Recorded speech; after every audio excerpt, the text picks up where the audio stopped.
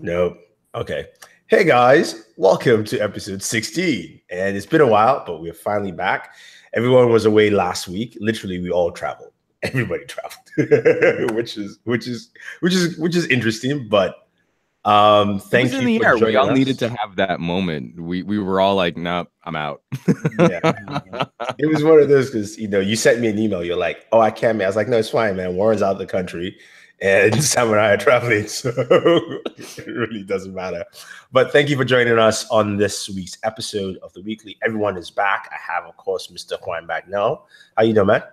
Hey, doing real good. I'm super sore from all of the beat sabering what I've been doing. Yeah, man. I saw you like, like all those old dance moves started coming out. You need to watch that video on Newegg, man, because like, dude, my fitness tracker is looking real good right now.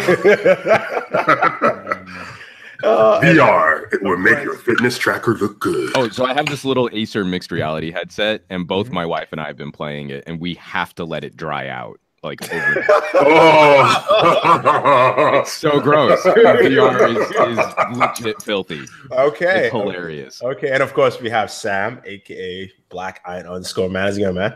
Hello. And finally, the one and only Mr. Warren Bowman. How was Mexico? It was interesting. No, it was a good time. All right, good time. A lot of sun burning, but a good time overall. All right, cool. All right, let us kick it off this week. We've got some uselessnesses and we've got a few topics. First off, YouTube Music. Finally here. Subscription for, I believe, was it $12 or so? $11.99. Yeah, $12. Thoughts? I think it's useless because we already have a program that covers this, but they're making it a premium. And it sounds like competing aspects of Google are making things that they shouldn't. What's a program that covers it? You forget Google Music. No, it doesn't cover it the same way. What? YouTube covers this. It's a combination of YouTube and Google Play Music. But no. Here's where I say it doesn't cover it. You got to remember, Google Play is a traditional music streaming service. YouTube Music is going to include things that not necessarily are on Google Play. So you have a lot of independent things that could show up on there. You have a lot of other remixes and remakes that might not actually be able to get through onto Google Play Music, but actually will show up on YouTube Music through that player instead. So when you're looking at the libraries and not necessarily giving you the same content, there's a lot of duplicate content there. But it's still very confusing though. Again, like as you're explaining it, I'm going, huh? Why should I still? That's what my brain was doing. So what is the licensing thing for this? That's the question, right? How does licensing look for this? If Google has to license the video or the audio for YouTube, it might as well just license it for Google Play Music as well. So are they do two different pools of licenses now? Yeah, because you don't have you got to remember, sampling and clearing is a different thing. Like YouTube does not handle when it comes to songs. But does have channels dedicated to like almost DJ channels. So basically, people who are sampling things, like you're saying. So I'm still not getting the difference, man. Yeah, but it's a little bit. The licensing model is different that they go through there versus going through there, and it's confusing. But I get why they have to. It's like it's basically you have to think on the fact of what are things such as mixtapes and freestyles and other little sort of things. Independent artists that they won't get any exposure on Google Play, but they'll get the exposure on YouTube Music a lot more than they will on Google Play Music as well too. That's another reason why that's what it there to exist. You also have the mixture of the fact that it's an app that does not only does it do your music, but you can watch the video too, and you can choose between the two if you want to have them at the same time. The Google Play Music does the same thing. If I went, it does it, but it doesn't horribly. Do that. I think it might have removed it, but it used to do that. Still there. If you wanted to watch a music video, but they could just make it better. I don't see where they're doing anything totally out of the box that Play Music or YouTube wasn't doing already. I think this is an overreach with an addition. You got to remember how many current artists got discovered basically being on YouTube as well too. So people like a Shawn Mendes would not be Bieber, right? No, he's discovered by Usher. Yeah, but wasn't it from YouTube though? I thought it was a YouTube video. Oh no, okay. Oh, yeah. I think he went to a concert or something. It's a different story. Justin Bieber was more traditional. He came up the traditional way. But if you have you have people like Shawn Mendes who came up through YouTube. So and think about, you don't hear his music on Google Play or Spotify, where this is vast amount and it's extremely hard to find anything new unless you link up the right amount of songs to get to this new person, versus on YouTube, which has that algorithm that something gets popular, it pushes it more to the forefront more, and that doesn't necessarily happen on Google Play. I hear that, and like Imagine Zag is like, well, YouTube has a broader reaching brand name than Google Play Music, which is true. Then just call it like I don't like this two apps. Again, this just reminds me of Messenger. But I get why they have two apps for this, and I thought the same thing too. But you got to remember, YouTube isn't a traditional music service. You can't look at that thing as having the same database and catalog organized streaming service that Google Play does, which also includes your own content as well too when you upload to it. That isn't the same thing as what YouTube. I know it's not the same thing. I think they just needed to sit down properly and look at how they could actually have created this one. Well, I don't think they can. I don't think they can, because you would get a mess. You literally would get a mess. This is a mess already. If this is the case, then it's not so much a mess, because in the end of the day, if you pay for one, you're getting both anyways. Yeah, you just use one or the other. You get both $100. I think you get all three, right? Yeah, you get all three. Yeah, you get all three. You get Google Play Music, you get YouTube Red, and you get YouTube Music. Yeah, so you get them all anyways. I've definitely, because I'm a Google Play user and I've used YouTube Music as well too, just because it was a part of Red, and there are definite places where like I want to hear. So like for example, there's a song that I really like called "Can You Feel My Heart" by what is their Kenny name? G? God, no. I'm not you. Well, I like Can You Feel My Heart by Bring Me to the Horizon. Now, they have the original song on there that you can listen to, but they've done live versions of that song that are not available on albums, but they are available to stream on YouTube Music, which I can then download.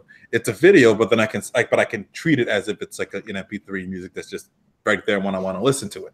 So if I want to hear live renditions of it, they're right there and available. That's something you don't necessarily get on Google Play, because not everybody does live albums like that. Not anymore. Like how it used to be. There's no more. I don't think they do MTV Unplugged anymore in those traditional ways. So there are definite things that are music things that are on YouTube that you might want to listen to. It's just a normal song you just want to listen to. But you can't. It's either hard to get to MP3 because we know how to do those things, but not a lot of the people know how to do those things, and they just want to listen to a stream and play it right then and there. They might want to have a live concert just going all, right there for them, and you don't typically see them publish live concert albums in the same way that they just throw the live concert video on YouTube for them just to listen to. I think that last point, Warren, it's how much effort it takes to untangle what the service provides and what you can do with it. And even for someone like us, it takes us a little while to unravel why is this different? Where does it belong? Who is it good for? And I think that's one of the most frustrating aspects of a number of Google services launches of late.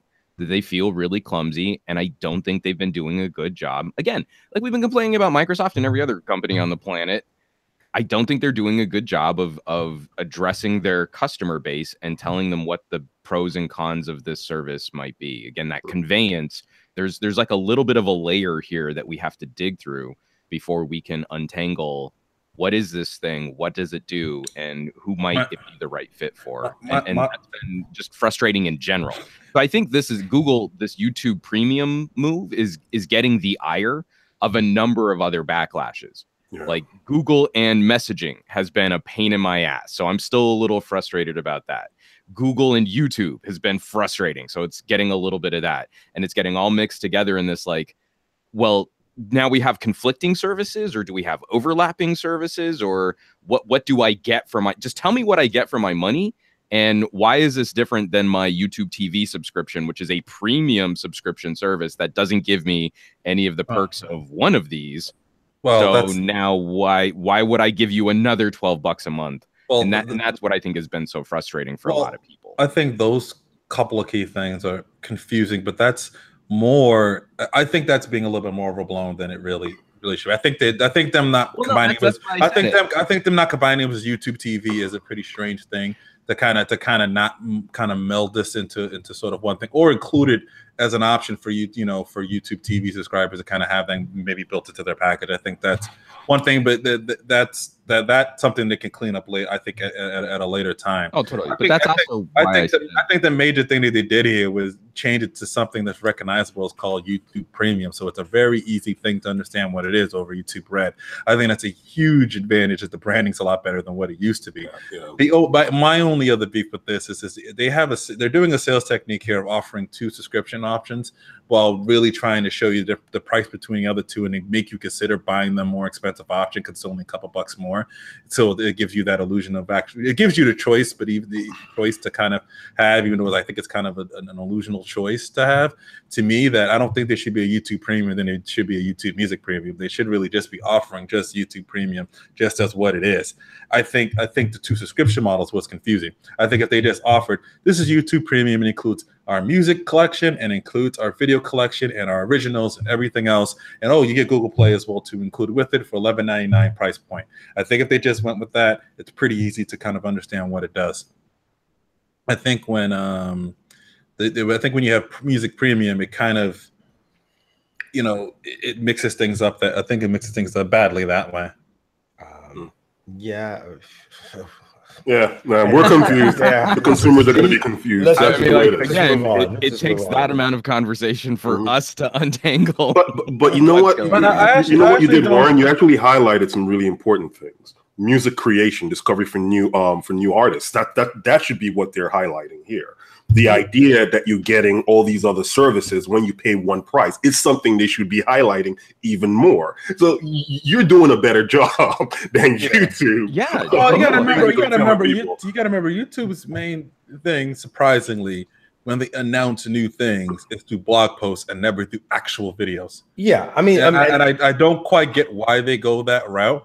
But I also understand why they make this, because in the end of the day, the people that listen to music on YouTube primarily and use it like a damn Spotify are probably going to see this and go, "Oh, okay, all right. Well, I guess I get more music for whatever, and I got to deal with ads, and I can do this, okay." And then they'll just go about their ways. Yeah. But which is what the goal they want to do. But what I hope eventually they do is get themselves closer to an Amazon Prime sort of pricing model when they're offering these services, and just including things into it. Now, I think that's easier said than done when they have to deal with a ton of people, a ton of different companies, and a ton of different content that they don't necessarily own. So I think it's a little bit more difficult to just say, "Hey, we're just this," and just go with it. I think they'll get to that point, but I think it's going to take some time. I think it's time for them. You're right. I think it's time for them to go with the Amazon Prime pricing model and just call it, they have Google One they just announced, but I wish that was actually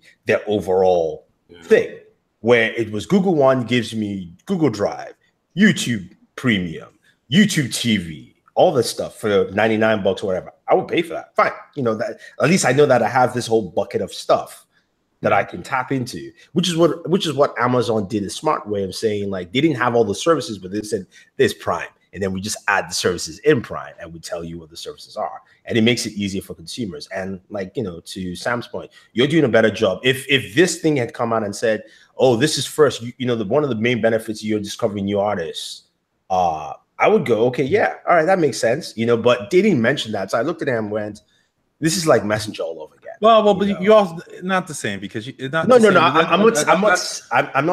that is not the same. I'm just saying that that's what it told me. But you have to look at, they're using something that's primarily a video service and trying to sell music on it, which isn't a common thing that's done. Oh, so I think that's not the point. I'm saying that you're doing a good job. I'm saying they just did a bad job telling me. You don't have to tell me again. Yeah. You told me. They have done a bad job describing this, which is why we've had this overly long conversation, something that we shouldn't have. And thus why it's a uselessness. So anyway, let's move on to another uselessness with Snapchat. There's no way we're going to get into a frustrated discussion about a web service talking about Snapchat. Snapchat CEO reportedly released a redesign despite warnings from designers. So now the information reports that the design was released despite reservations from Snapchat engineers and mediocre performance during pre-launch. While you're reading, I'm just going to keep saying trash. After CEO Evan Spiegel decided he wanted to completely revamp the app design, he gave the company engineers a short time frame in which to complete it, and some current and former employees told him 48 hours and a pizza. that the overall goal to make the app easy to use, Spiegel said, wasn't adequately conveyed to those working, bringing in the new design. So basically, he trash. There's nothing else to describe this update other than what it is. It's trash. I don't even really like Snapchat like that. I take it. I use it sometimes to follow some of my friends to see what's going on, or if we're all traveling somewhere. A lot of them like to use that over Instagram stories and stuff like that to be able to whatever. And I'll go through this thing and I try to figure out what was going on. Beforehand, it was a lot easier to find stories and find things like that. And then they came up with this new thing, and it was just nothing but complete trash. It's like I don't get why you would design something like this. Like there's no logic behind it. All that proved to me is that wow, people will still use Snapchat even if it's a trash application. Apparently, they still will use it. And it's the most diehard people, but there's other folks out there that I'm pretty sure have kind of stopped or moved to Instagram stories, or Facebook stories, or WhatsApp stories, whatever the hell else has a story on Facebook that you can instantly tell them how your ramen came out. Well, but I mean, this is sort of indicative of what we've been talking about Snap in general. Their CEO's an idiot. The CEO's an idiot. They have not found further differentiators. They refused to be bought out by larger companies that could completely replicate what was novel or unique about their platform. Take the money and run. And do it better. I mean, I think if anything, if you're going to fight Facebook, you have to know that Facebook has the resources and the developer base to not only replicate your process, but to make it better. And not this sort of bullheadedness works when you have something that can't be replicated. If there was no way to copy what made Snapchat unique, then going balls to the wall, we do it our way, no one can tell us what to do, would have been charming. But here it's I feel like they earned their defeat. I feel like him and the former CEO of Uber are like best friends. Because they have like the same mentality. Listen. No, you're on point. I think they have the same. I actually was talking to someone about this in an Uber driver about this thing.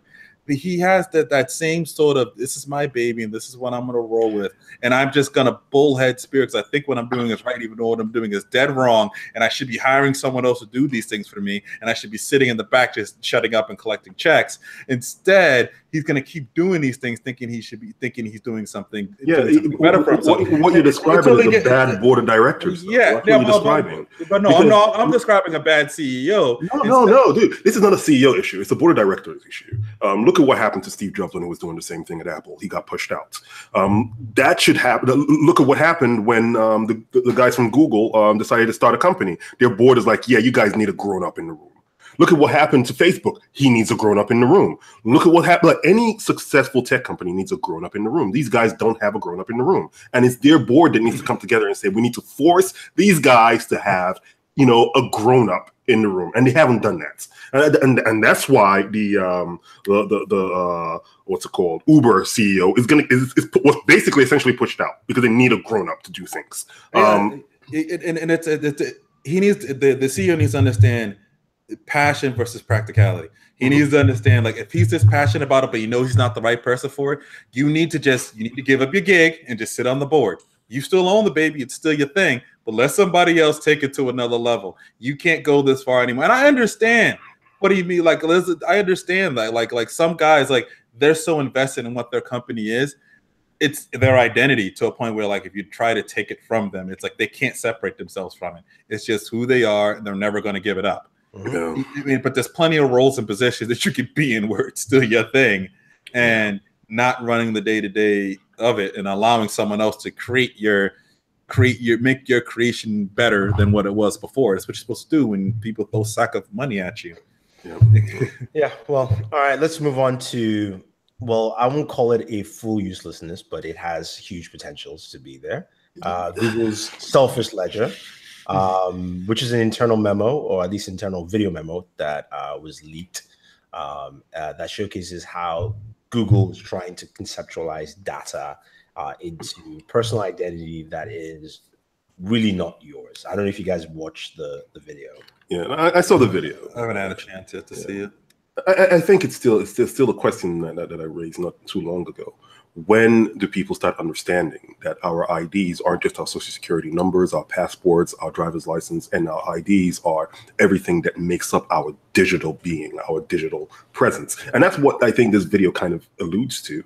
And at the end of the day, it's a beautiful, I would say it's a beautiful argument for machine learning and how you can make better decisions, even on an individual level, if you give in to machine learning. But it's also a cautionary tale that who holds that data has control over your personality, over your identity, over your digital life. So you have to be very conscious of that.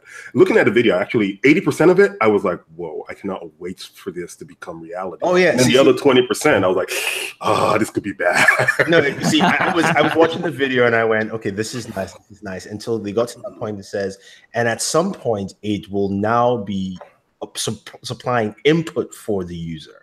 You know, there was a point in the video where the narrator basically just turned it from, you know, you're supplying data, there's outside sources, everything's coming in, and it literally just turned to, it will supply and we find, if it cannot find something for you, it will make something for you. Yeah. And no, that was the part I was like, that's the scary part. Oh, okay. So you're telling me that you will now decide what you think I like. Not just by looking for things that are matching, but, you know, he mentioned 3D printing, that if that's not there, then it would say, Annabelle, what's this?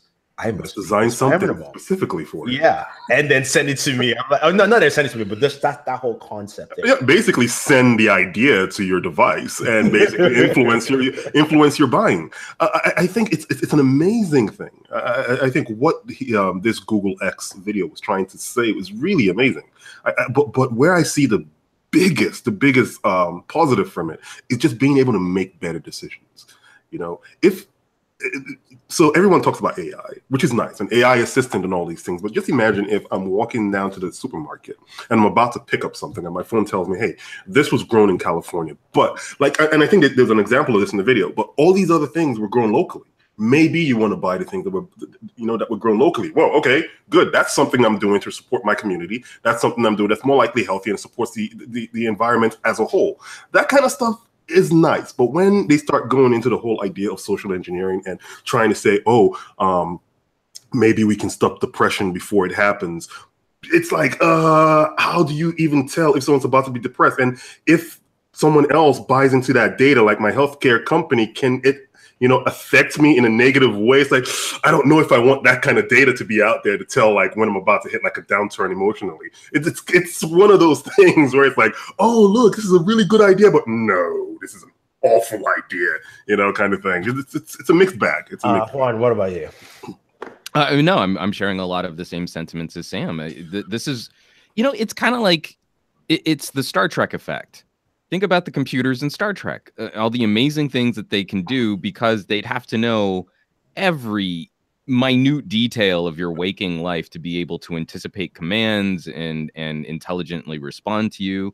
And that's ultimately what we want. We want to get to that point. Mm-hmm. The danger is how we get to that point being managed by companies that have a vested interest in profiting off of that information and who has control over that information. And we don't have this sort of egalitarian, altruistic Star Trek society. So that's what makes us twitchy. That's what makes us nervous. I don't see much that's really that objectionable in the video, especially given the current trends of where we're already heading.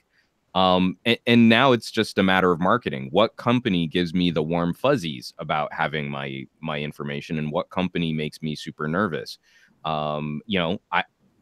It's all marketing, but for some reason I have less of an issue. I still have an issue, but I have less of an issue with Google manipulating my data to that extent than I would with Amazon, because of just recent trends and recent headlines and recent stories about those two companies. I'd probably feel even better about an Apple having access to all of my data at that kind of a granular level, because they don't profit off of my information in the same way as Google does. But all of this is you know, like that's the big philosophical question that we need to unravel and untangle over the next successive generation of services, because what's in that video is coming fast. It's not some pipe dream that maybe this is a future, like that old AT&T commercial during the era of Blade Runner, like you could make video calls from phone booths, you know, like that. We're not that far away. This is coming like 2019. No, but now here's a question. This is a crazy thing. This is I'm sorry to cut you off, but this is happening now. It's not just coming in 2019. I just finished a data science course, right? And in my my final project for that course was basically taking salary information for the state of New York. And this information came in people's names because it's publicly available information. Came in people's names. I can tell what they make, what they do for a living, and what borough they live in. Now, if I go ahead and I say I'm now a vendor and I grab information from an Amazon or a Google and say, okay, I know this person's name. Well, how did this person use, you know, how much did this person use their phone? And during what time of the day did this person use their phone? Are they using their phone while at work? Does it mean that they're basically raking up overtime? I can tell a lot from just those two data sets. It's happening right now. And this is what people are researching in this day and age with machine learning and AI. That is totally like, by the time 2019 and 2020 comes along, people would be blindsided by how much of their life is already known by corporations and people who can actually mine data. Yeah. So the question I was going to ask is, how long will it be before we're assimilated? Western governments decide to do what China does? Because here's the thing. The thing is that as we're talking about this, China is already doing this. You know, they have a mass amount of data for everyone because, of course, it's a communist country. So that's just how their society flows. It's easier for them to flow through. How long will it take when they have that control? They can also galvanize that Western countries start looking at and going, we either need to tap into the businesses we have, or and your fears are well founded, because even beyond just an authoritarian government, we also have authoritarian corporations here. You know, this is an attack on all fronts. It's not going to be one government that misuses this data. It's going to be a government and an authoritarian communist regime in one part of the world. It's going to be a completely collusive marketplace in another part of the world. In a democracy, is going to be a security-focused administration after some kind of massive attack happens. And that is when we all decide that we will give up our freedom and let the government do things like this. It is a scary proposition when you think about it. It is not too far away. That got dark real quick. Take that, Black Mirror. We can also be creepy with technology. You suck, Sam. Yeah. Thanks for just laying out next season's Black Mirror. Sam got blamed. I was the one who brought the point up. I just finished one thought. I basically gave you the pass. Then one man had the assist, and Sam went for a windmill slam dunk. I mean, damn, man, that was like a 4x100 meter sprint. Man, we just kept passing that baton. One like, I'm staying out of this one. Meanwhile, this is Warren. Warren's like this. That's hilarious. Oh man. But let's get into it. Let's get to our topics today. This week saw the launch of two devices. The first or the bigger one was the OnePlus 6. The latest in line with OnePlus. The device is available. It's not available yet. I think 22nd is available. They had like some pre-sale that went out pretty fast. The device is a 6.28-inch smartphone with a unibrow, aka notch.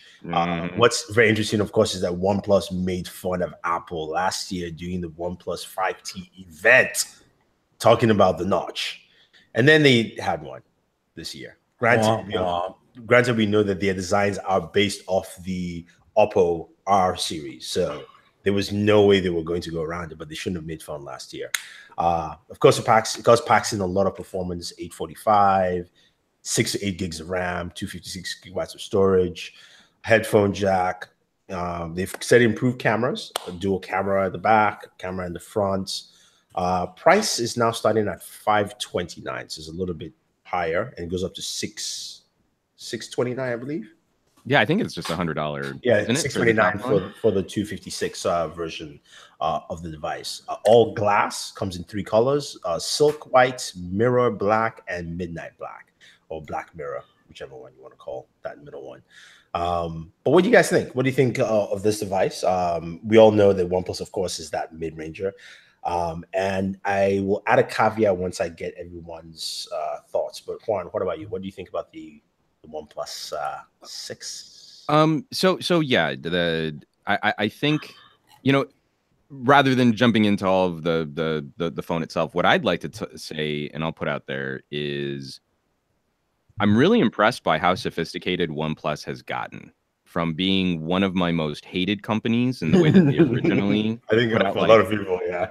yeah, I just the most childish bullshit kind of marketing, to really writing the sentiment of enthusiasts and subverting what conversations people were having.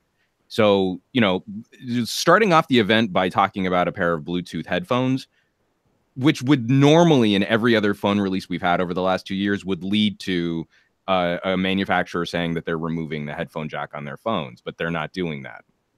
Or really writing the negative sentiment online about people worried about a massive price increase, and playing into that really leaning into that during their phone announcement, to then show there was a minor price increase, but we all feel much better about this price increase because we had rumors about this being a $600 to $700 device. That's really sophisticated from a marketing perspective, to be able to pull that dance off. Because look at the tweets. I even played in. I mean, like, they announced the price, and I couldn't help but tweet, "Oh my God, I'm so relieved that the price isn't $600, even though the price is still climbing." If the price had climbed with everyone having an expectation that this was going to be a $499 phone, people would have been pissed off about a $30 price jump. So that's what my main takeaway was. I'm happy to see another premium mid-ranger. There aren't many left, and OnePlus has gotten really savvy about how they reach out to their current fan base and how they communicate what's going on with their enthusiasts. I don't know where E went, so I'm going to throw it to you, Sam. What do you think about the OnePlus? OnePlus 6? The thing is, I don't use OnePlus. That's the thing. I've never used any of the devices. I'm not a big fan of. I was not a big fan based on their marketing from before, but just looking at this device, I'm more struck by the special edition of it, the special edition, special Avengers edition of it. It just looks amazing. Like it looks like a phone that I would want to use, a phone I would like to carry around for at least a week or so before I decide, okay, Avengers is now passe, move on to the next thing. But it's a good looking device. It has great features. It has features that would rival a regular flagship. It comes with an 845, 8 gigs of RAM. I personally think if you're looking for a cheap phone that is also somewhat of a flagship phone, then go for it. There's nothing preventing you from going for it. It'll be interesting to see how well they market on TV or social media, or even just YouTube in general. It would be an interest to see if they actually are doing a major push to bring OnePlus to the forefront. Are you back, E? Sorry, we kind of jumped through the. Sorry, he's there. Warren, I'm back. Yeah, my bad. Oh, okay, good. Sorry. Yeah, Warren, what are you thinking? OnePlus 6, especially the current climate of $1,000 phones. Hilariously, a $500 phone used to be a laughably expensive pocket computer, and now that is literally smack dab in the middle. Do you think that this is the move, going all glass? It's going to help OnePlus pivot to more mainstream. Like, can they fix the problems that Essential had in trying to reach out to general consumers? It's a good looking phone, good features, good specs. Was there a carrier link to this? I might have missed that part. No, there was no announcement. I think they're still going it alone. Then it looks great, but it's kind of like, okay. Until I think in America, until you have somebody like a T-Mobile or something tied to you that says, hey, we not only can buy this unlocked, but hey, you can come to T-Mobile, and I mean, and really, T-Mobile could use this as a way to compete maybe against the Google Pixel, which gets exclusive to Verizon. This could be their version of it. And until I hear that from them doing this, it's like, okay, nice phone, all the geeks will buy, and then we'll be right here back here again next year until they like. I think they got some. I think it's a good looking phone. It got some great specs. So the Adventures is very interesting, but it's like in the United States, you can't get anywhere without being with one of the big three. No, that is very true, and I'm believing to think that I don't even think OnePlus cares too much about that way in the US. That's why I'm thinking they probably will go more social media focused. Because I mean, for that in terms of sales, I think they're looking at it as for OnePlus in terms of overall sales, they are killing it in India. That is true. And even if they are a number 2 or 3 in India, that is a lot. That's like beating LG in the US and LG. So you can, for them, I think they're looking at it that way until it becomes necessary. But you're definitely right, Warren. I think, if they can get a T-Mobile, then that, especially now that T-Mobile is going to become, T-Mobile, the new T-Mobile. Ain't no damn new T-Mobile. They need to stop that. They stop with the nice covering layered so that the government doesn't look at you. Just call it for what it is. You're absorbing them. Good God, if they call that thing T-Sprint, it'd be just. No, at least they're not doing the stupid like we're Sprint Nextel. At least they stop. At least they didn't do that. That's terrible. They just maybe you just take the name Nextel. That would be nice. Actually, I was hoping that they could maybe make a tier. So like, you have like a Project Fi style service where your phone has the best compatibility for all bands across their entire Sprint and T-Mobile network, and you call that T-Mobile Sprint. Like the name of the service. Well, you gotta think about what T-Mobile's taking on. It's not only just Sprint, but it's also Boost Mobile and it's also Virgin Mobile as well too. When what is it? 54% of the MVNO market now is under one umbrella. That might have to. I have a feeling a lot of that's going to get spun out into smaller ventures. But the other caveat I wanted to add to that is that currently Samsung has a deal, at least this weekend. You can grab the Galaxy S9 and S9 Plus for exactly the same price as a OnePlus 6. I was going to say and $640. So I was going to say there's something really compelling about launching a phone $200 less than a Galaxy, the little Galaxy S9, until it wasn't anymore. Until Samsung said, no. This is Flex. Samsung. No, this ain't flexing. This is the LeVar Ball. They're going out there pulling a LeVar Ball. They're going, stay in your lane. Stay in your lane. So what does this say about this era, this current generation of flagship and premium phones, when we all kind of know that this pricing is specious at best? Like, no, I mean, again, this is what I'm trying to talk to my mom about, because her Galaxy S5 is really long in the tooth. We really need to move her on to something else. The bummer is there isn't anything else to move her to. She likes the back battery, the back cover not being made out of glass. She likes being able to replace the battery herself. And water resistance was a nice feature. The Galaxy S5 brought that in, even though it had that annoying flappy port cover. So when we're talking to family and friends, all of us who are more tech inclined, like one of the biggest advantages of having one of us as a friend is to say, like, don't buy at launch, wait, I don't know, a month. And about you're going 3 months. You're going to see pricing drop. You're going to see these other advantages. And especially when you're not playing in the iOS ecosystem, like the Galaxy S9 is not really a $700 phone. Not 3 months after launch, because that's not an old device. And now look, you're picking it up for $200 less. Now, granted, this is only Verizon, but it definitely does make sense. It's one of those things where I think the reason why we have those prices is very simple. It's hitting those profit peaks really quick. It's like a blockbuster movie. That's what they've become. They've become your Avengers, your big summer blockbusters. Is that they know that they will sell well immediately, and then you can now drop the price and get more people in. That's what we have here, which is why looking at this and. If somebody were thinking, well, I want to pick up the OnePlus, it looks really nice. You're like, oh, well, the Galaxy. Plus, you still have all those other, lifestyle features like water resistance, wireless charging, all that kind of stuff in there. So, Yeah, man. You know, this is a LeVar Ball move. This is flexing, whatever you want to call it. This is Samsung just saying, it's all right, child.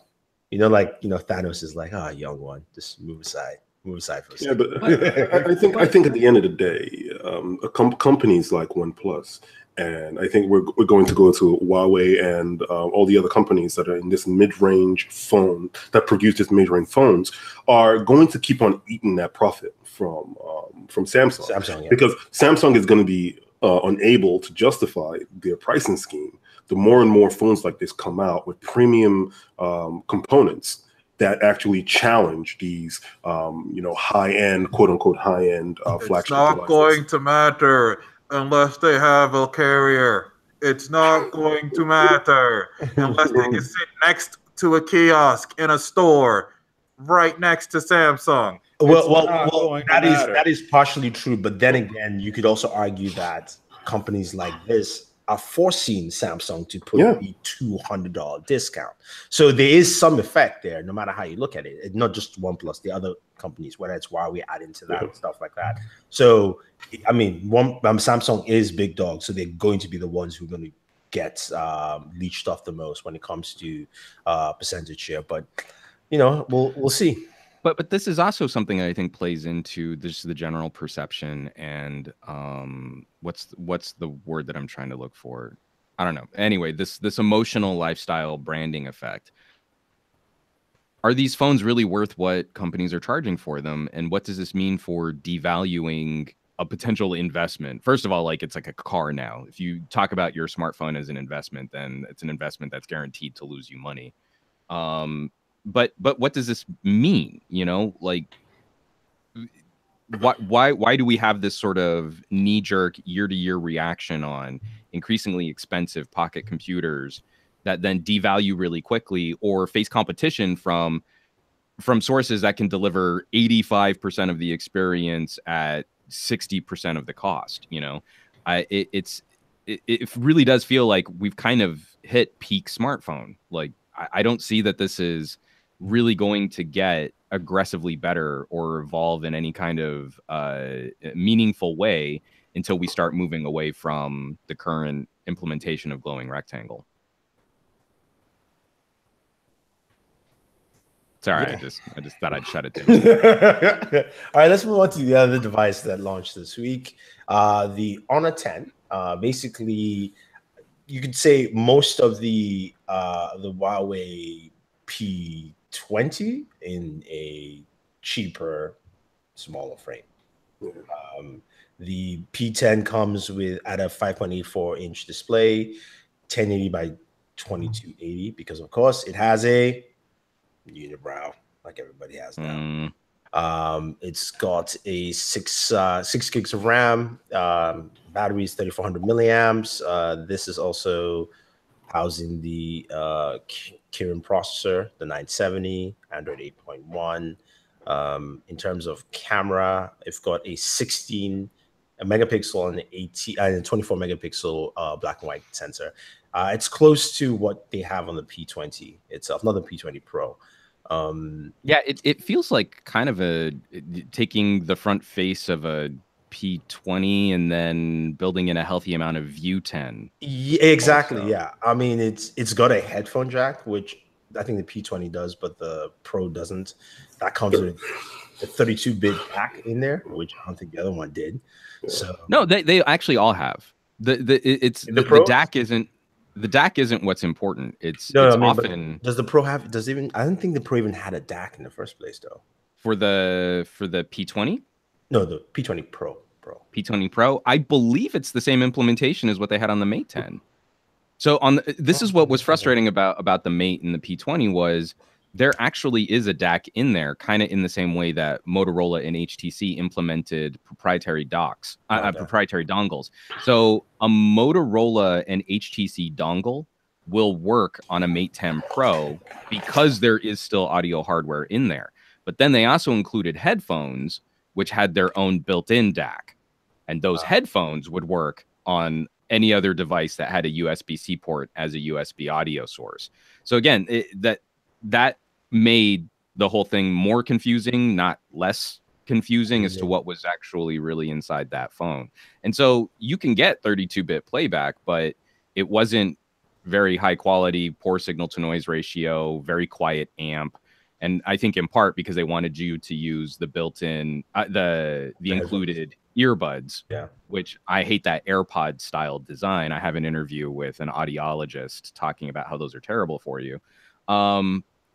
That was sort of the frustrating aspect of how all of that went down. Sorry.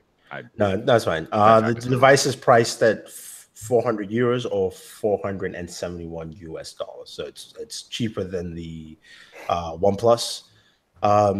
My question here is, it's very interesting with the strategy that Huawei does, is that, you know, they release their flagship and then they release the Honor version of that. And the Honor devices sell well. They actually do sell well. They do a lot of good sales on Amazon. But just what do you guys think of that strategy, where it's clearly a mirror of whatever flagship that they release on the Huawei side? What do you guys think? Not much thoughts from my end. I think the phone looks good, but I'm seeing here that the camera is not quite up to par. So it's not a Leica camera. It's just it's just funny how we judge cameras now. It's not quite up to par, but this camera's probably better than the last like 10. That is true. Well, I think also if you look at it from the fact that like they have Leica and, you know, the P20, a lot of people have talked about it, even the P22. Yeah. So if this is mirroring that, can you take college photos, E? That's how we measure these phones from now on. Can you take college photo shoot photos from now on? Can I meme this photo? That's how we judge all cameras. That was the P20 Pro, okay? That's different. No, so I would imagine that this would probably be sort of an iterative improvement over. Like I have it right here, the View 10. The View 10 is actually a great photography experience. It takes a little while to get a feel for it. Like if you're really used to iPhones or if you're really used to Galaxies, Huawei and Honor cameras feel utterly alien the first time you start shooting with them. And so I think a lot of people in this sort of knee-jerk review climate base a lot of that off of that very, very, very first impression, and then probably don't dig much deeper to try and get a handle on what you can do with it. But just saying, well, the colors a little bit, and the saturation is this, and the blacks are not as tight as that. I was like, can you tell any of this difference? And I just have the time when I hear it. I believe three people ever that say that stuff. I told you earlier, and listen, if it ain't Marion, I don't believe it. So I did an 18-minute review on the camera for the View 10, and it's a fantastic photography experience, even in super low light and lacking image stabilization. It's the perfectly capable camera. It just has a very different feel than what you would expect from an iPhone.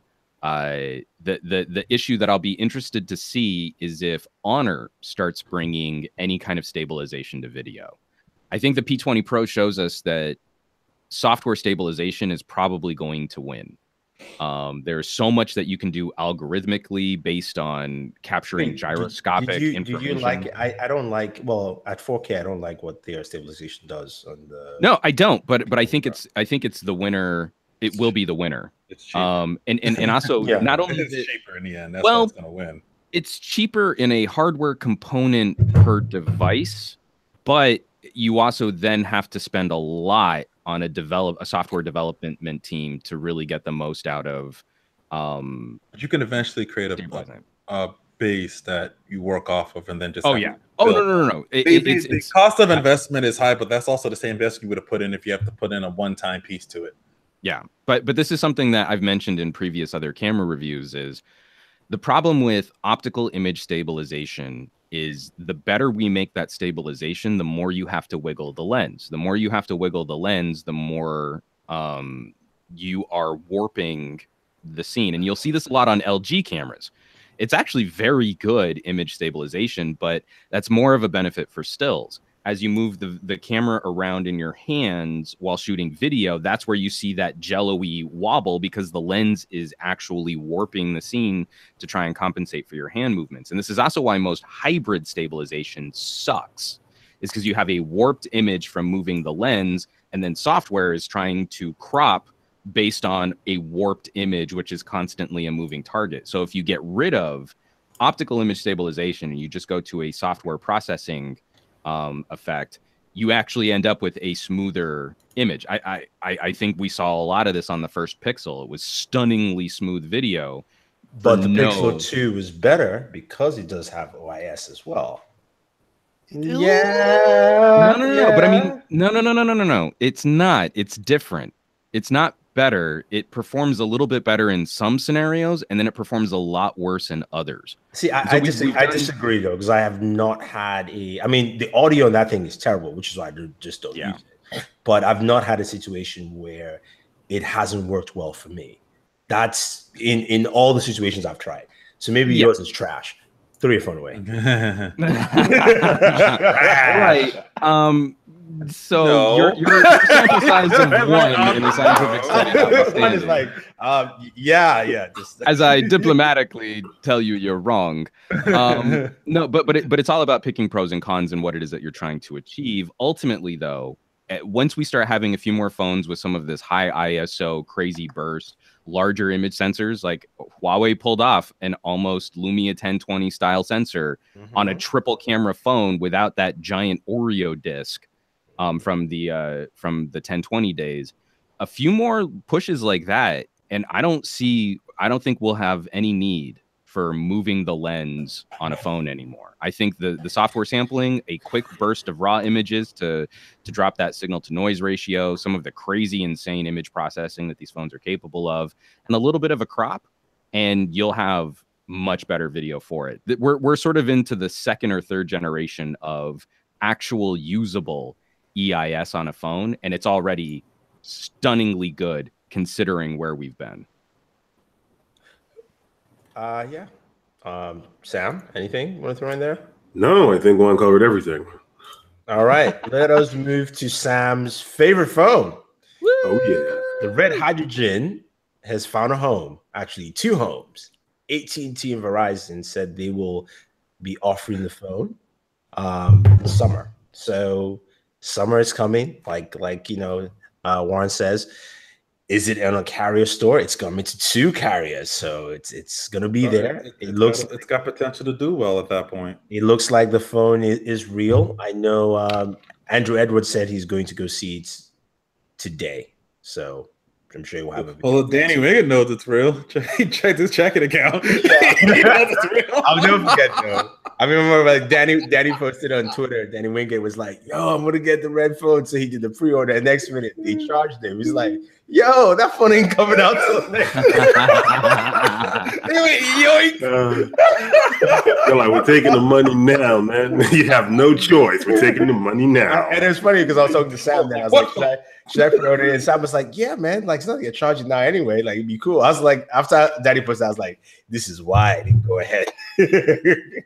But it seems like it's coming out. They are 3D display or holographic display. Yeah. Stop.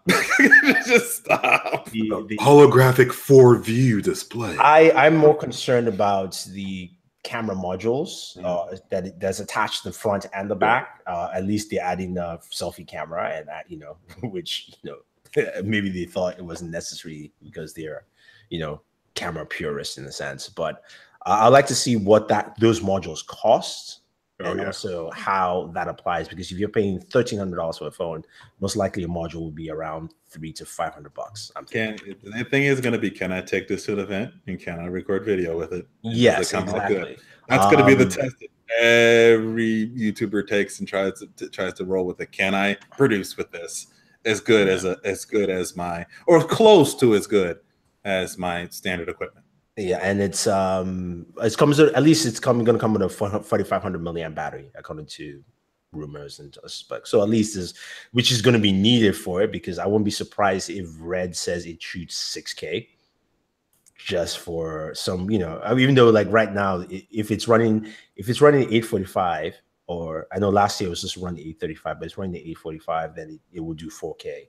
Maybe they can add some memory buffer to do 6K at a short amount. Like I would hope they just keep this at 4K for their first phone and don't try to promise something stupid. I hope they learn from Essential in this. Like, don't do that. Just give us 4K. Learn from Essential. Learn from Razer. Just come out with the phone and do everything that you say it's going to do, and actually be out and available.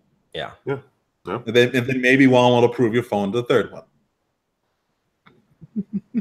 Well, but it's also interesting, and we've gotten several comments on this. I think Kyle Ruggles even in the chat was talking about Red's reputation in camera space is affording them a lot of goodwill. You know, OnePlus, we were deciding OnePlus, are they getting a carrier deal? Are they even trying to get a carrier deal? And here's Red, like, we don't even know what we're doing making a phone, and we've admitted that we have no idea what we're doing. YOLO. But we have sacks of money, and it's going to be on Verizon. You're like, holy crap! If this all fails, it's a tax break for us. Well, exactly. Like this to me is not. I don't think this is a good way to launch a phone. I really don't. Because if you have a victory, great, but no one has a victory on their first. You know, everybody falls on their first jump, right? No, the iPhone didn't. The iPhone didn't. It just never falls. That one didn't, but almost everyone else fails at first. Well, I mean, the iPhone also had the benefit of being drastically different, from what we thought cell phones were. To the and point having the great marketing genius behind it. But also, having that awe of wow. Well, and it was also the iPod phone at peak iPod. You know, that was true. That was true. Red is an amazing camera company. Consumers have very little relationship with Red. Yeah, as a camera company. So again, they've got this amazing reputation. Video camera company. Disruptor at a time when digital photography had not broken into cinema. So they blazed a new trail. They are coming to the smartphone market at peak smartphone.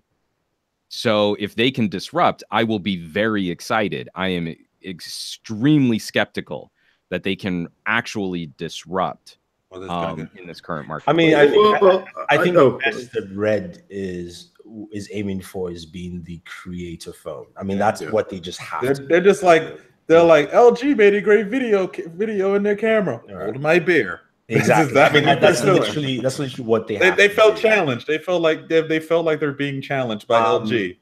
To me, is I have a feeling that, you know, with the modules they talk about, I hope it's not too expensive. And yeah, that's a Red thing, and you know, people who own Red cameras will tell you. But the thing is that if you want to be in that space, you want to make it. Yeah, it's a premium price at $1,300. The modules should not be too expensive, where it really just becomes a. Might as well get a regular camera. Yeah, I might as well just add that money and even just buy a Red camera. Yeah. You know, at that point. So that's where it becomes tricky. Where it's like, look, fine, it's $1,300. Make those modules, or give me a bundle deal of some kind where I can experience it without feeling like, why am I spending this much when I could just save or sell something else, add it to this, and buy myself. Here's an interesting thing. If they come out with this phone and some moderate success and they have some good check marks in it, even if they don't sell a lot, but it's positively seen as a light amongst the YouTube and the, you know, creative community, what does it say another company such as Blackmagic makes a phone all of a sudden, who makes a lot of those compact cameras and stuff like that, and they have a whole from camera to software connection, because they make their own editing software. Make your own workflow, yeah, the whole workflow. What really, and I'm glad you brought that up, Warren, because one of the things that I kind of wanted to circuitously get to that you just sort of cut directly to in a much more efficient fashion. I don't think launching a phone is a good idea. What I would love to see is Blackmagic license and work with HTC. Make a Blackmagic edition of a phone that we already understand, or like, you know, we have a Leica partnership with Huawei. What's that? Will people want to pick that up though? I mean, not necessarily HTC, but somebody. No, but I'm just saying in general, like work with another company. Samsung doesn't need you because Samsung does their own in-house camera tech, but every other smartphone manufacturer on the planet that doesn't already have a camera solution would jump all over them to put Blackmagic branding. You're very right, because look at Huawei and Leica 3 years in, and Nokia and Zeiss. Yeah, so that I think that would work well for, you know, even a company like Xiaomi, right? Xiaomi is rising up, right? Xiaomi is coming to the US next year. If they partner with somebody like that and says, okay, look, let's spice up our cameras, let's take it to the next level, then for Blackmagic or any of these kind of companies, you're not losing anything. You're actually applying your expertise and gaining from that in terms of revenue, instead of you investing in making a phone, which, let's be honest, will probably sell 10,000 units. And then there's way less risk for all players involved. I mean, think about a Black Magic Edition BlackBerry. No, I can't. I can't at all. Because, but BlackBerry you should be able to, because the Priv was an amazing improvement for BlackBerry photography, and they had a partnership with Schneider.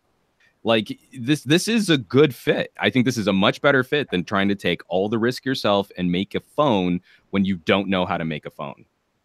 Yeah, well, it all depends on how well Red does. Because if they do well with that name and it's getting buzz, and they got YouTubers using it every other video, and they sell maybe 10,000, maybe they sell 100,000 users. Who knows? If they get to anywhere at that point, which 100,000 is kind of piss poor for any other smartphone, but for them it's a great success because they've got a new product out, new branding, and a new sort of.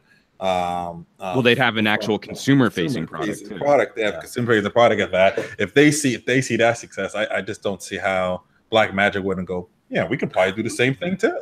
I think that Canon and Nikon haven't jumped into this space either. I know they're all trying to protect their brands, and they're all trying to make sure you should buy our cameras. But they make too much money the other way. They just make too much money on the DSLR. And the fact is, they got their asses kicked already. Who buys a point and shoot anymore? Yeah, who buys a basic point and shoot? But that's exactly it. Is they could also be getting paid out the nose for a licensing deal. Licensing, yeah. I think what Red has here that a lot of other companies really don't have is a proven track record of their modules. Their modules make their base device really improves on their base device very well. So if they can do the same thing with a phone, let's just say it's a high price for an entry level, but you enter their space at $1,300, and you add certain features, and before you know it, you might be able to do full feature-length movies using a phone. And if they can actually push towards that, that's where they win. If they can't here's my problem with that, and you've actually just brought a point. That phone should cost $800. Ideally, it should cost less than $1,000 or around just $1,000, and then $300 for a module. It should come with a module at $1,300. Because what is probably peaking the price is that stupid holographic display that they want to put up there. I don't understand what that holographic display is going to add. 3D is already dead. So what are you trying to do? To me, that is the most unattractive selling point on this device. Because, when I heard Red's making a phone, I'm like, okay, camera. That camera is going to be sick off the point. Mm-hmm. And you're talking about modules, right? You're bringing out the modular aspect that we all talked about, but you're bringing it for a specific purpose in just photography and film. I get that. But then you throw in a holographic display. I'm like, if I'm going to now edit on this thing or quickly edit, like now you can do on many of phones, why do I need a holographic display when no one is watching holographic content? Yeah. But the other thing I'm thinking with this is that I don't think the intent of this is to edit on the phone. But even not editing on the phone, I'm just saying that who's going to watch holographic content? To me, it's dumbfounding because Red is a company that makes cameras for creators. This is a creator's phone. How you look at it. So, am I going to shoot holographic content for only 10,000 to 100,000 people? Well, what they're saying is they're going to be cutting-edge games use these 4-view camera and also the holographic display, so you can turn. It's called Nintendo 3DS, man. Yeah, but they said, but this time around, you should be able to look at things from different angles. The different angles. Cool. I mean, I just get a HoloLens at that point. No. So here's also the last little gap in Red's armor here is. I don't believe the phone is going to be the killer module for content creation. I've been a huge proponent of making more stuff with phones. I did all of my vlogging from CES, from soup to nuts, wrote scripts, did voiceover, edited, rendered 4K video, uploaded to YouTube, created thumbnails, everything from my phone. It was really only feasible to do that by putting my SIM card in a BlackBerry Key 1 and then doing all of my work from an LG V30. If I had my SIM card in a V30 on a busy show floor, getting tons of emails, getting tons of messages from my phone, then you end up with the worst of both worlds. Either I completely shut myself off from communication so I can get my filming done, or my filming is constantly being interrupted by my stream of media notifications, alerts, etc. Red, I don't know that Red has a solution for that if they make a phone. You can now put all these crazy modules on your phone and then not be able to use your phone while you're shooting your video. Like, that's not going to be a great solution for a lot of people out there. I actually don't even think the intent of this thing being a phone is being an actual smartphone for use. I think the intent of this is like, oh, you can connect it to an LT connection so you can upload somewhere, or you can shoot it somewhere. I get all that, but that's going to be a frustrating experience for a lot of people who actually know what they're doing when their phones and cameras are separate for a reason. I mean, there have been plenty of rigs that have allowed you to improve the cinematic qualities of smartphone video. You can get rigs that use DSLR style lenses on our tiny little camera sensors. Like, this isn't a complete unknown, but we don't typically see high-end production going off of the devices that people use for their own personal communication. And there is a good reason to keep those separate. Yeah, no, I do agree. I think it's just going to be interesting to see how it pans out and what they decide to do. For me, I just think the holographic display just doesn't make sense. You're just mad from the whole 3D HTC 3D. I mean, yeah, because it's not even practical. And again, like, okay. If Red gives you some nice martinis, will you support it then? No,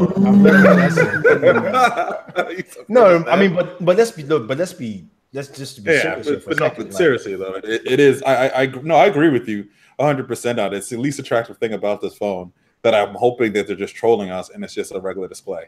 I really hope they're trolling us. Don't tell me 4D graphics turning off, and they're like, I'll turn it off before they get done whatever they name it. Does a regular Red camera shoot for 4D holographic? No. So why are you giving me a display that does that? If one of your cameras actually did that, I would go, okay, there's someone who can make content. They don't have a camera that does that. They got to be trolling us. Yeah. So they have to be trolling. For me, that aspect. We got trolled at the sprint event. They're trolling us here too. we're being trolled. All right. Our last topic is something a little fun, but also Terminator scary. Boeing just tested its first autopilot helicopter. This is not a drone. This is a full-fledged helicopter to fly in by itself. And wouldn't that make it a drone? It was flying by itself in the air. Well, I mean, it is. It's most drones are considered unmanned, right? But this is a helicopter that can also be manned. It's a full-scale helicopter. Then, so hybrid drone.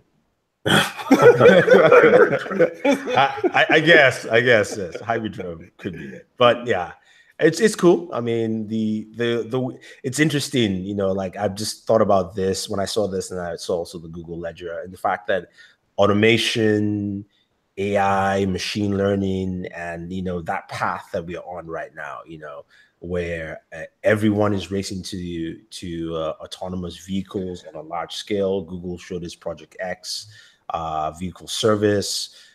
We have Tesla, we have even Uber, and all these ride-sharing companies doing the same thing. And then I was going to add Boston Robotics, just their latest robot that they create. The one that can jump. Was jogging around, and I was like, and then he stops and jumps. I'm like, oh boy, they're coming for us. I was like, Terminator with self-flying helicopter and then machine. Hey, I will drop kick that thing in a second. He would just get up and go like this. Drop kick it. Yeah. Not if you get a headshot. I'm not Thor. But yeah, so it's headshots for life. It's an interesting time, especially with all these things that in 5 to 10 years, man, like our world will be very different. It's gonna be cars driving themselves, planes taking off by themselves, which you can technically land one by themselves right now, but it's very assisted right now. Yeah. But it's gonna be very different, and then we'll have the Boston Dynamic robots controlling the cities. I will DDT that thing in a heartbeat. Come near me the wrong way, it's catching an L. No, it's not the walking robots are not the ones that scare me. It's the dog-like ones. You know? Oh god, from Black Mirror. No. The one they have. It looks exactly like what Black Mirror had too. That's what it looks like a Black Mirror robot. Yeah, and they were like, it couldn't open doors, and they just added an arm. I was like, why did you all go and do that? Yeah, like seriously, why? Like it's already. I can stump it to no. It has an arm and can open doors. Run, just run. And banana peels, though. Banana peels are its weakness. They showed where they put banana peels, and it just slipped. And then all I'm just saying is, if there are any companies out there, if there are any companies out there that are doing exciting research into portable EMP style devices, that would be the right time to start investing in those companies. Or just go online and research EMP bucket. Anyone making a portal gun? Is anyone making a portal gun? Oh, that'd be awesome. I need the portal gun. Yeah, it's gonna be a lot. It's gonna be a lot. But anyway, I think we've come to the end of the show this week. It was a lively show, a lot of stuff. Thank you guys for joining in. And we have another giveaway. So we haven't given stuff in a while. You know, it's spring. There's a lot of stuff to go away. Is it spring? Is it spring? Yeah. Outside yet? And I know Juan has been helping me look for winners, but let me just tell you what you could win. We've got a couple of headsets. You know, there's a lot of headsets around. So this is a wireless gaming headset from Logitech. I really cannot remember the model number. Because it's not listed. It is really not listed. It's the good one. It's a good one because it came from the wall. So it's good. It's the good one. It's a wireless gaming headset from Logitech. Work on your PC. We also have a headset here from Grain Audio. This is. Oh, do I need to pick two? Four. This is it's a wood grain headset, nice wood trimming, you know, lovely stuff right there. And then we also have a wireless sports headset from Plantronic, the Backbeat 505. Right here for you. Yeah, like a 505. And then finally, this one is selective. This one you can say you want it because I know not a lot of people will, but I do have this nice foldable keyboard, but it comes together. You can't just pick one of the two. This is from Microsoft, nice portable Bluetooth foldable keyboard, really nice. That comes with the Microsoft Continuum deck. Oh, so you know, I know technically you can't use this with anything other than a Windows Phone, I believe. That keyboard is awesome. The keyboard is really dope, though. I like the keyboard. The keyboard is nice, but I just don't use it that much. So you must want both of them. So keyboard and Continuum dock. So at least Juan, can you pick the first three for the headsets, and then whoever wants that can just state it. And while Juan is picking, so doing my normal scroll random, land on the mouse cursor, and then I don't know if these people have won recently, but I don't know that that's really going to matter so much. First up, I've got James W. I don't think James has won. No, congratulations, James. You've won yourself that Logitech headset that has no name. Lord Buddha's not allowed to win. Lou's trying to get some. Next up, I've got Lover of Tech. Lover of Tech, congratulations. And then lastly, I have RVDLAAR. No, definitely haven't won either. Okay, cool. Those are the three that I got through random mouse scrolling. All right, good. Love of Tech, RD. Say something in the chat. RD31. What's that? Juan, could you like tag them in the chat? Because yeah, we'll do. But yeah. Well, James said nice at least, so we know he's there. Yeah. So yeah, guys, definitely reach out to me. How did I do the reach out again? Because YouTube doesn't do this thing correctly. Twitter, yes. Yeah, Twitter. Yeah. Twitter with your just a link to your YouTube channel, the handle, and then we'll go from there. And yeah, whoever wants that Microsoft keyboard and Continuum, man, speak now. Speak now. Yeah, stop. Because your Windows Phone is definitely in need of something like that. Yeah, I'm saying, look at these awesome keyboard right here. Woo, look at that. Look at that keyboard. Woo. So beautiful. Oh, wow, look at that. Yeah. But Sam, what did you want to say quickly before? I just saw this headline about Qualcomm laptop and offering, I guess unlimited what's it called? Sprint coverage. Yes. Yeah, coverage with Sprint. That's actually pretty cool. I think that's a really great way to get into the market and compete against Intel's. So yeah, the new always connected PCs, which is a segment that Qualcomm 835 chip laptops are running on. There's a deal, I believe it's through Microsoft stores. If you buy one, you get unlimited Sprint coverage for free till the end of 2018. Yep. So you've got 6 months of free internet on that before you decide to do whatever you want to do. But it's a nice way. The other thing I wanted to just touch on quickly, and I'm not sure what will happen, but rumors that Microsoft is working on a 10-inch, $400 Surface. Part of the rumor is that it's going to be powered by a Qualcomm Snapdragon chip. Another rumor says it's going to be an Intel chip, a Core i5. And I'm like, I don't know if it's Core i5 for 400. I was like, there's just no way you can. The chip itself costs $400. 10-inch though. The chip itself costs $400. Yeah. And nobody wants Core M's, so let's just go ahead and say it's a Snapdragon. Yeah, I would gladly do that Snapdragon at that 400 price if it's a Surface type build. It's not going to be the same premium materials, but it's still, at least styling would be nice. At $400. Give me 8-inch in a booklet format, and I'm sold. Looks like Ronald Collins wants that Continuum dock because he likes useless things. No, he wants the keyboard because that keyboard is badass. Wait. So Ronald, you taking both? I mean, he's gonna have to take. All right, Ronald. You're gonna send both anyways. I'm sending both to you, Ronald. Don't worry, Ronald. Windows phones are gonna come back someday. Someday. There is actually a developer who's got Windows 10 for ARM running on a Lumia 950. Oh wow! Hilarious! Like they refuse, these Windows phones refuse to die. Wow. Well, you have to live first before you can die. Oh. Wow. Okay, on that note, we are rounding up the show. Yeah, with that elbow there from Warren. Stone Cold Stunner. We've come to part of the show where we just talk about what we have on the channel, what can we expect next week. So, Warren, since you killed it, you might as well continue. What do you have on your channel? What can we expect next week? Next week, I'll return back to video because I know I've been gone for a little while. A lot of stuff's been going on in the background, but I'll be making my way back. Hopefully, I'll have some video shot with the A7. A7 R Mark III that just got in the house from B&H to check out for the next 30 days or so. I dubbed it the Jesus camera.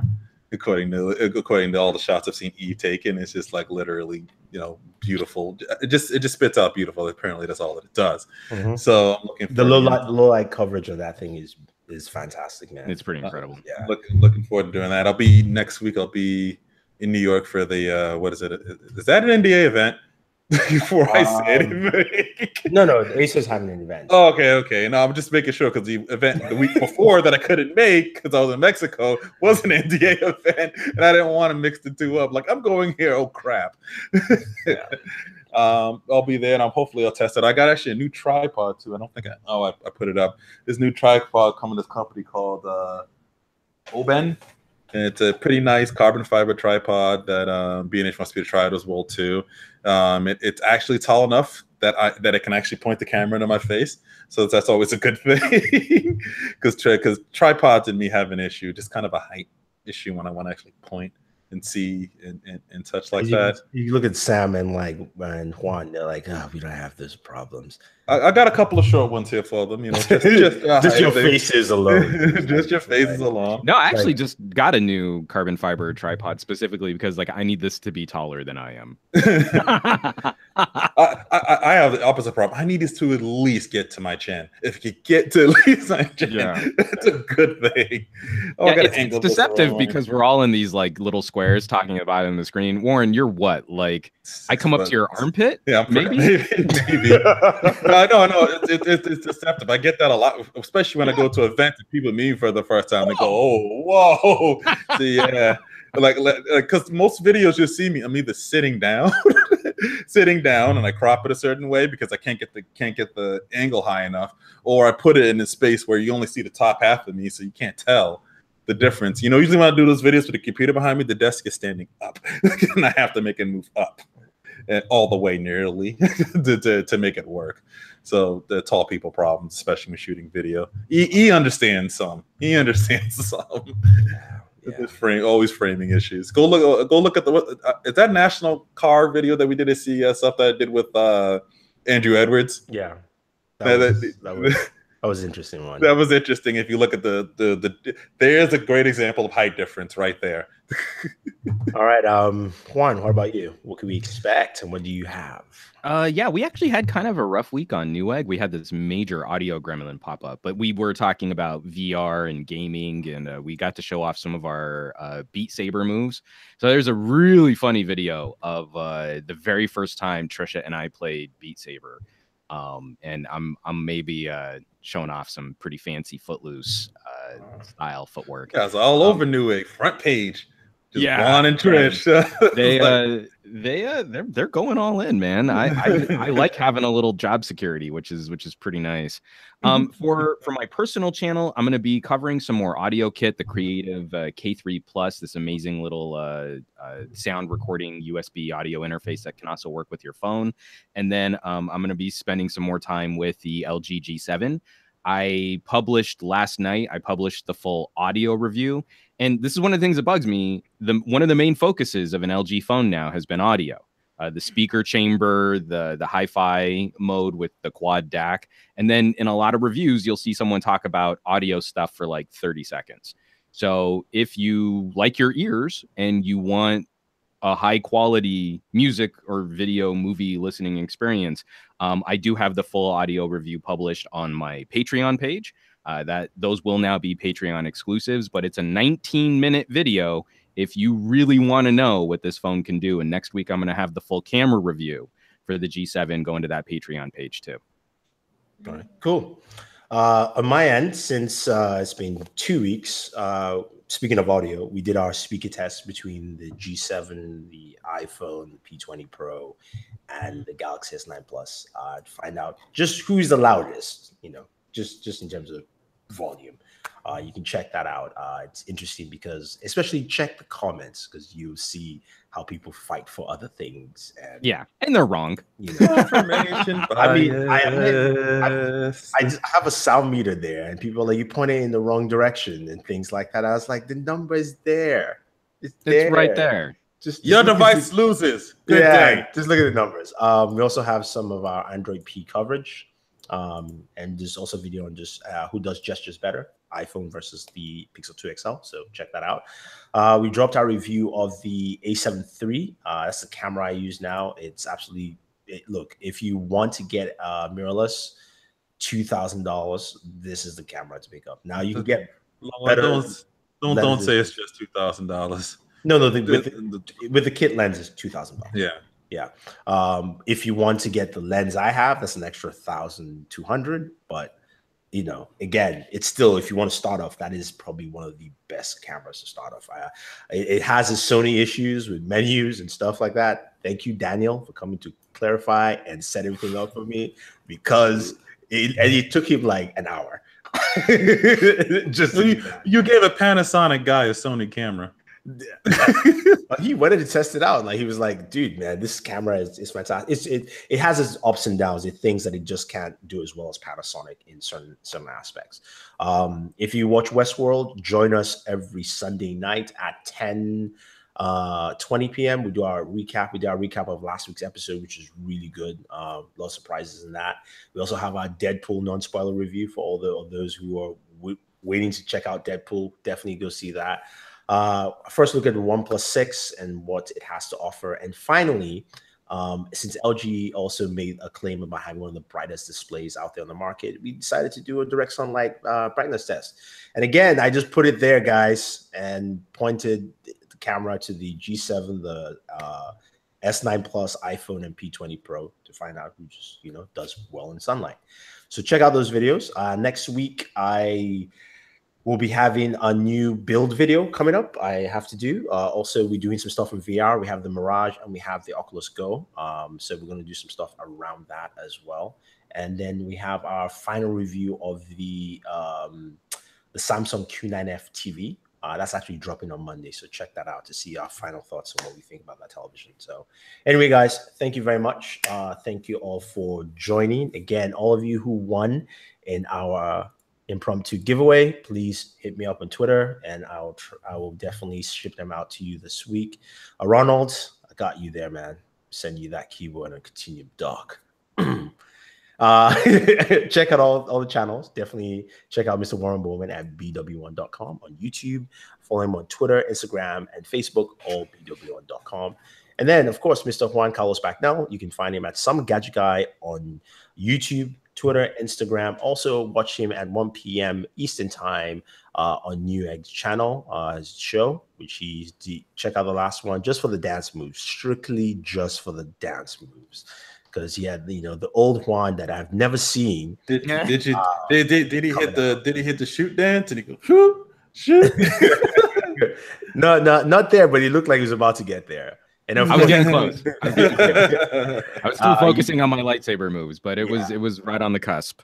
You can also follow Sam on Twitter. It is @BlackIron_man, and myself. And it's Bored at Work, Instagram, Twitter, Facebook, as well as here on YouTube. Thank you very much, and always enjoy your entertainment.